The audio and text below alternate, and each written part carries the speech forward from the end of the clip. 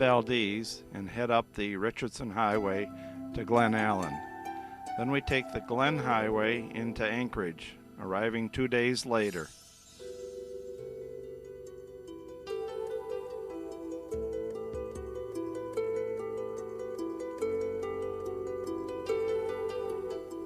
Just outside of Valdez, you drive through a beautiful canyon.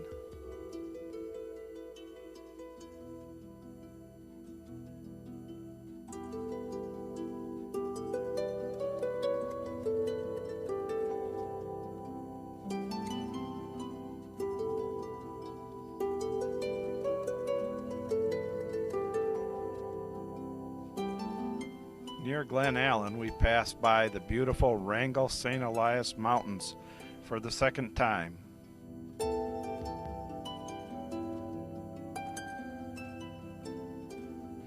We turn off the road at Copper Center and stop at a very quaint lodge that served very good food. Picture a town consisting of an old-time garage with a couple of gas pumps out of the 50s, an old wood lodge, and a couple of other small wood buildings, and there sits 10 big motorhomes with their tow cars parked out in front. Seems kind of strange, doesn't it?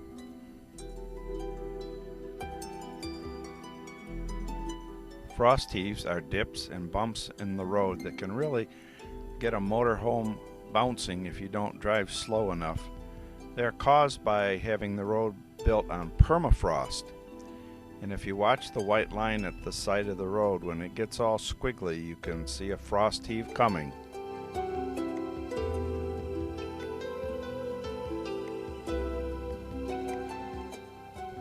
While I'm out taking pictures of the Matamuska Glacier, Sandy runs across the road and I wonder, what the heck is she doing?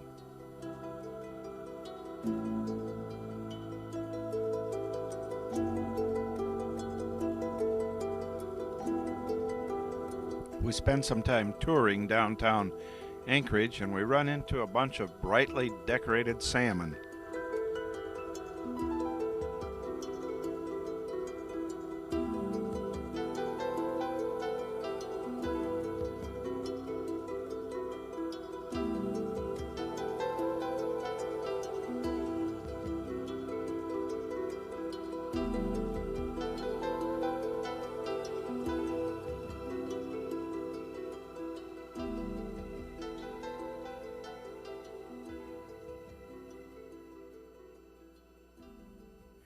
And if there are airplanes, Bruce will find them.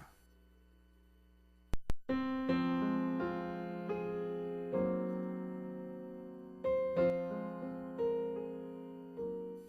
Wild Berry Chocolate Factory claims to have the world's largest chocolate fountain.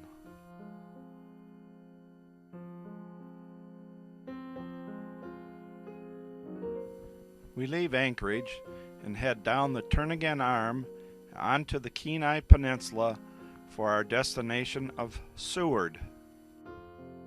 This moose walked across the road in front of our motorhome right in the city of Anchorage, just as we were leaving.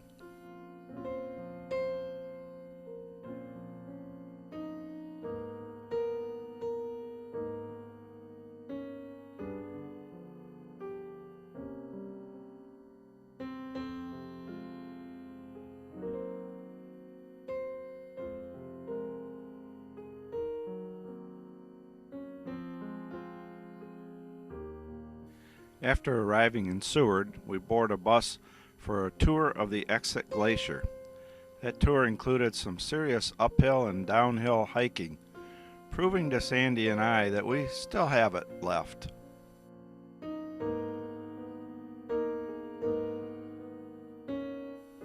After our tour of the Exit Glacier, our bus driver Whitey took us back to a log cabin that he had built. There for the next half hour, he and his wife Mickey told us about their life as a young married couple moving up to Alaska from Oakland, California, and buying an old mining log cabin out in the woods a mile from the nearest road. Mickey told an especially harrowing tale of the birth of their first child in January, where she had to snowshoe out the mile in labor at 2 in the morning and 20 below zero. Then Whitey had to build a fire under their truck to get it started for the 80-mile drive to Anchorage and the hospital. Sandy and I looked at each other and said, "No way." Finally, at the end of a very busy day, we toured the Alaska Sea Life Center, which is part aquarium, part research center, and was actually built and funded with funds from the Exxon Valdez disaster.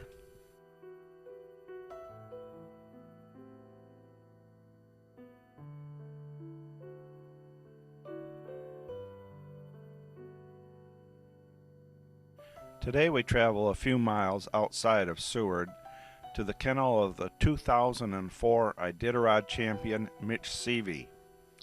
We have reservations for a 5-mile sled dog ride. Our driver was Terrell Seavey, Mitch's son, who has competed twice in the Iditarod and came in 16th in 2006, last year. He did a great job, and we could have spent all day talking to him. We're going to see him in a few minutes, but can you hear the world's greatest athletes? Here is Terrell Seavey, one of the sons of the 2004 champion. Richard, was his first name Richard? His dad, Mitch Seavey, and he is busy tying up our dogs. Okay, we're getting close now, and my, are they excited. Hey, that one. Here we go, he said, hang on. Terrell said,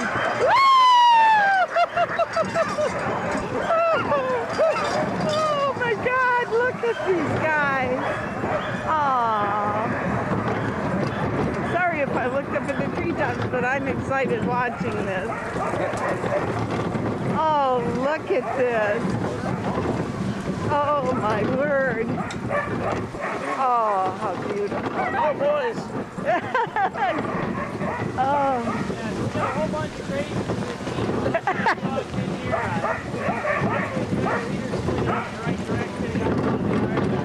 Lead dog on the right-hand side of me, Mary on the right. Started leading maybe last week. Static started lead this morning. So he says we've got a bunch of crazies on this team. Look how close together those lead dogs are. We're going to get wet and dirty. Think of it as snow, honey. There's a dog in the back on the left. Look as if he's running sideways.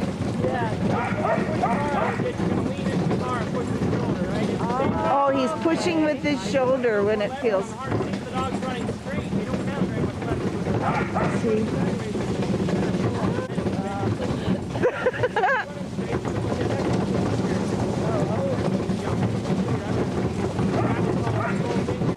See? He's a hard pull. Up. Oh, girls. Oh, now they got to work hard. Oh. Good job, girls. Woo! Says the men are a little more reliable, the boy dogs. The male dogs pull the sled. He says the females do the thinking. You know, because you have a slightly better core. But when you're running with the competitive team, you should finish with 12 or something like that, you know. Or I would say my favorite is 8 or 9 because I've been running the B team in the Iditarod the last time I ran the B group. And so I had 5, I had 1 that was better than the next one. It was better than the next one. It wasn't as if I had 12 perfect dogs. Right. So I was trying to go as far as I could with as many. But as soon as somebody wasn't keeping up, I dropped them off, send them home. It's no big deal for them. They're back home 12 hours later. So they're happy. You can tell when they're not keeping up. Oh yeah. Mostly it's the stress level and then how much they pull. Since in a well-trained dog team, not all 16 are pulling. It's 4 or 5. If somebody just stops ever pulling, all of a sudden you're saying, well, wait a second, this guy's not doing that well. And so if they're not taking their turn, if they're not rotating in, and that's not really regulated, but more or less by the time you train 2,500 miles, they know how much to pull. The dogs tend to be overworkers, so you tell them to calm down, take it easy. Then if somebody's not working, you can always talk to them and say, hey, pull up the hills or something. They don't want Tyrell is tying them up. They came in the best he said ever. You're welcome to the dog.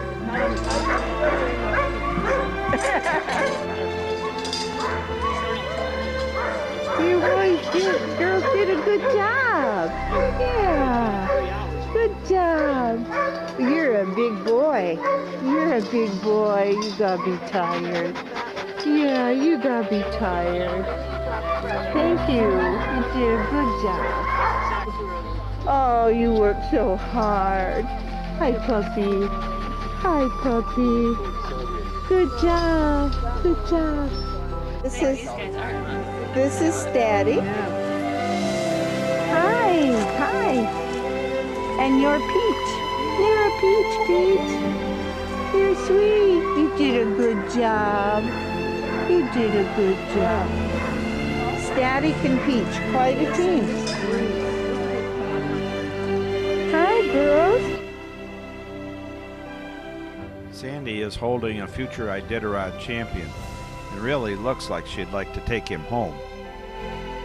Not much to do on a rainy day in Seward, except sit in the motorhome and watch the boats in the harbor turn around in front of you.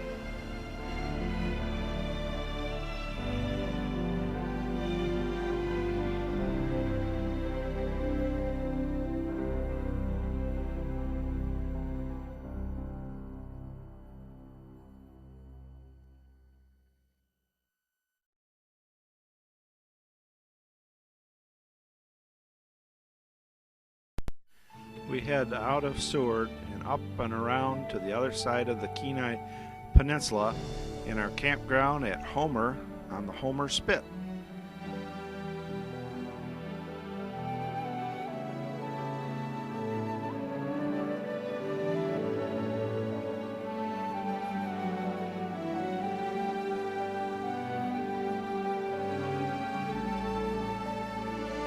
The land sticking out into the bay is called the Homer Spit, and that is where we will be camping. As we arrive on the spit, we are greeted by a bald eagle.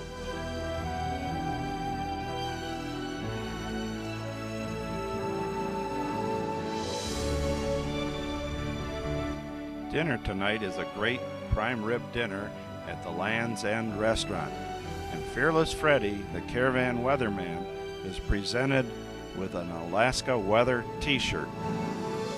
Sunrise.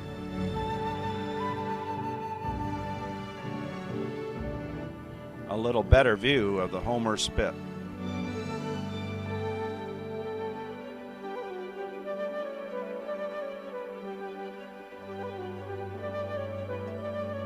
You're liable to see anything on the Homer Spit, from wild old ships to weird motorhomes to the Salty Dog Saloon with dollar bills hanging all over the ceiling.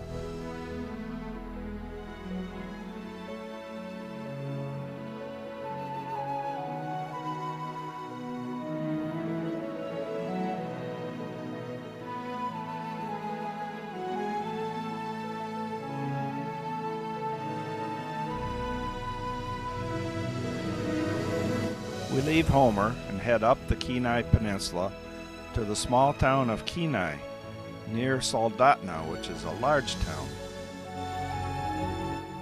Mount Redoubt, on the other side of the Cook Inlet, is still considered an active volcano since it last erupted in the 1980s.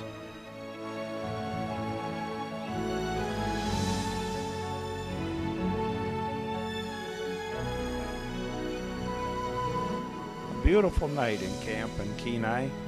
And as these pictures show, even grown-ups enjoy s'mores.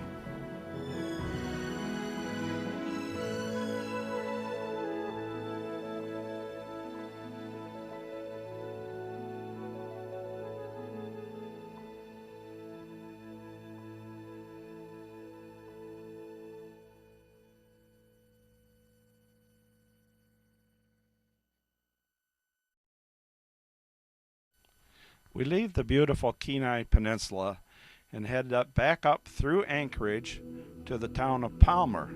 Palmer is located in the heart of the agricultural region of the Matanuska Valley.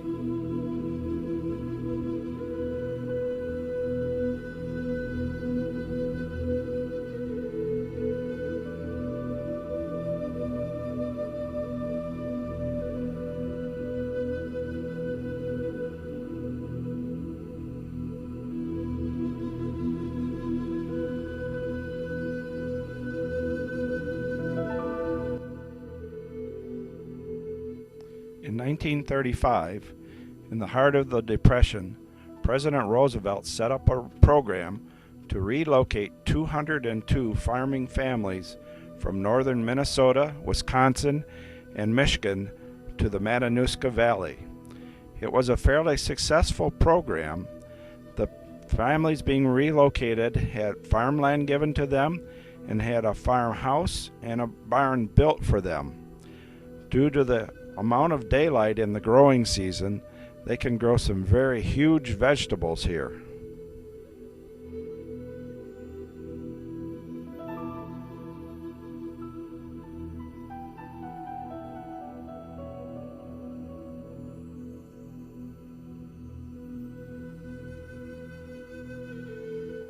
After lunch, we head out to the muskox farm, which also doubles as a research station. They have 47 muskox there. These are beautiful animals, and they are made to stand cold down to a minus 100 degrees Fahrenheit. A little bit, but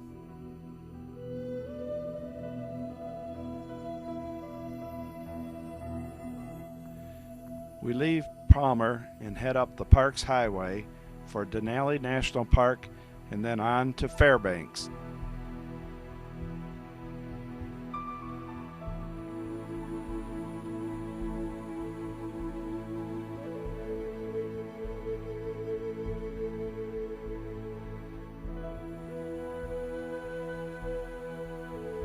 Dinner tonight at the Cabin Night Dinner Theater. They served a family-style meal followed by a 40-minute show. Our server was named Flapjack, and as you can see, she was a handful, even grabbing a camera and taking a picture of herself.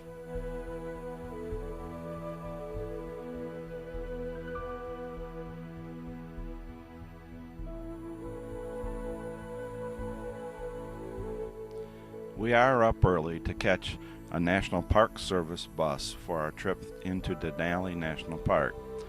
The trip is 7 hours long, and we end up going 63 miles back into the park. The day is fairly nice, and we do see a lot of wildlife. Our bus driver, Josh, is not good. He's rude and arrogant, but he does give us something to talk about. It may be blurry, but we did get a moose picture. These are doll sheep, and they were a long ways away.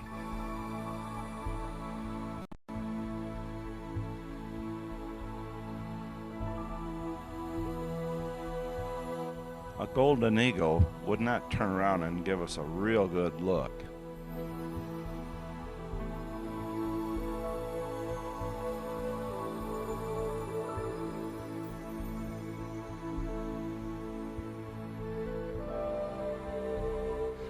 Here we are in Denali National Park. A beautiful, beautiful day.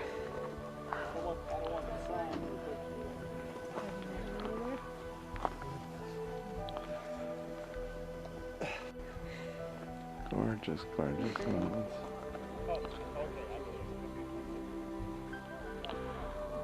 Some clouds out there.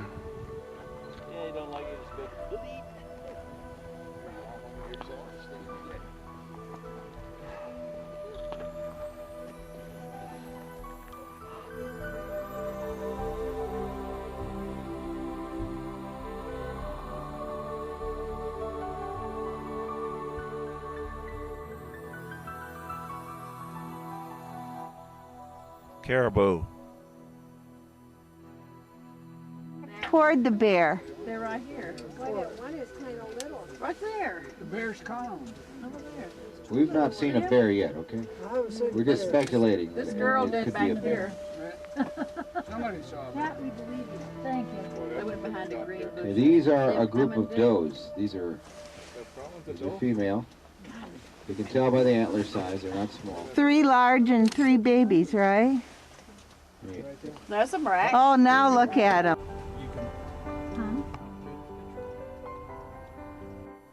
We got a fleeting glimpse at a wolf. All right, keep your voices down to whisper, please. Keep it down. Quiet. A fox is hiding almost perfectly concealed. Come on, baby, move. It looks like you got your binoculars up a little too Oh, there, he just moved his head again. See that white? It's only about 20 yards. Oh, there, now he's looking right at us. This is a ptarmigan, or for those in Alaska who can't say it or spell it, it's also called a chicken.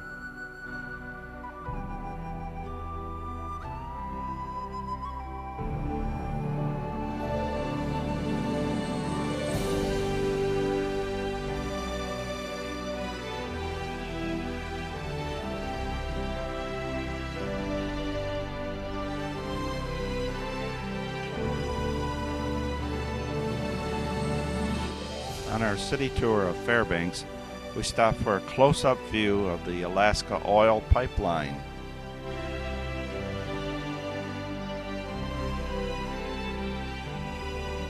This mechanism allows the pipeline to move in all three directions.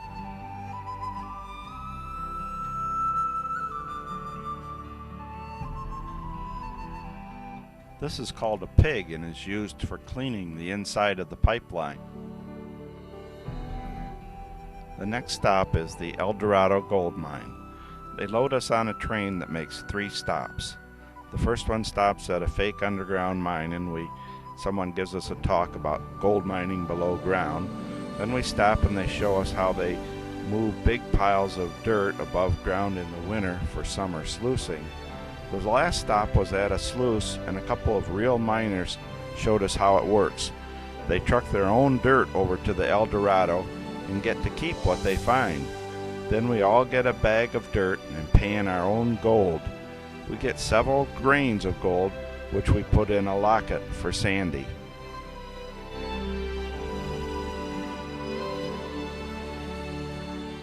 For 2 nights in Fairbanks, between the hours of 12:30 and 1:30 in the morning, the Northern Lights put on a spectacular show for us, dancing and shimmering across the night sky.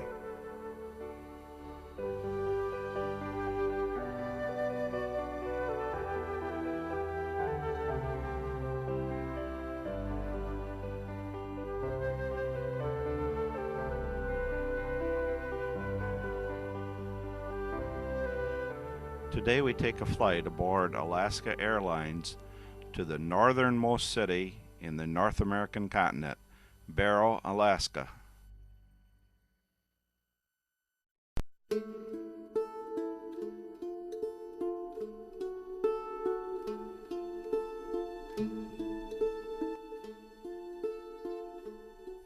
When we arrive, our Inuit or Eskimo host Mona loads us onto a school bus and we take an all-day tour of the town until we fly home in the evening.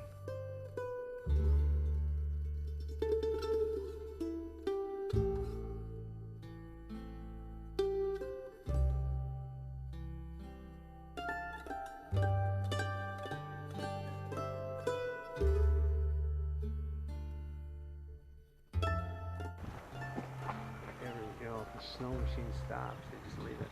Yep. Most of these covered up.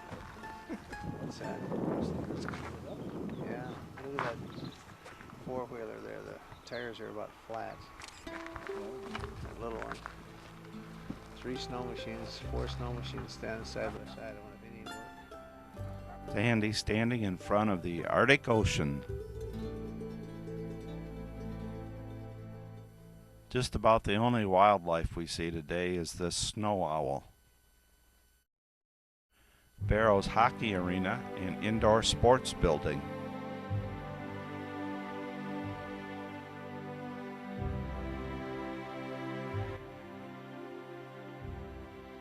Just about the only good restaurant in town is Pepe's, as far north of the border as you can get Mexican restaurant.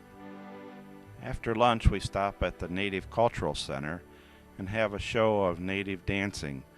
Our tour leader Mona is in the middle. Unfortunately, they didn't have enough people to perform the traditional blanket toss ceremony. Come together, that was the meaning of the song. Invite your friends.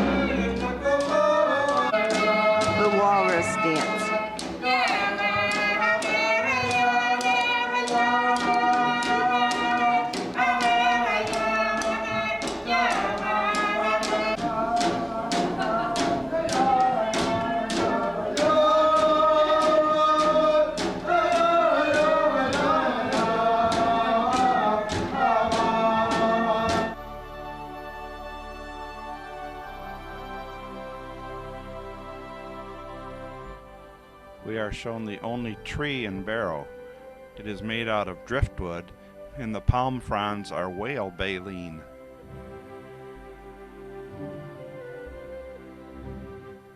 Recently, Barrow was host to the first football game played north of the Arctic Circle, and boy were they trounced. Nice day for a dip in the Arctic Ocean. I can now say that I have stepped foot in the Arctic Ocean. In the Arctic Ocean!